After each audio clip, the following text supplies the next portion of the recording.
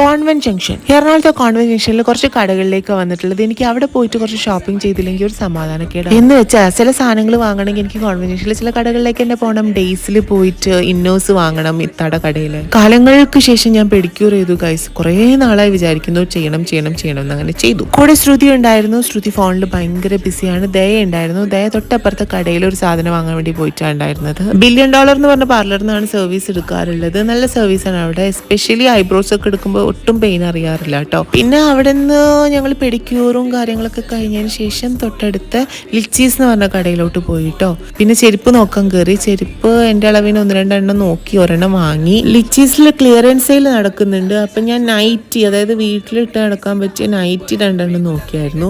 എന്നിട്ട് 2 എണ്ണം വാങ്ങി. അത് കഴിഞ്ഞിട്ട് ഇക്കാനോട് ടാറ്റ ഒക്കെ പറഞ്ഞതിന് ശേഷം ലിച്ചീസിൽ ഇറങ്ങി. ഇത്രയേ ഉള്ളൂ കേട്ടോ കോൺവെന്റ് ജംഗ്ഷനിലെ ഷോപ്പിംഗ്. ഇത് കുറേ നാൾ കൂടിയിട്ട് വേണ്ട അത്യാവശ്യമുള്ള സാധനം വാങ്ങിയത്.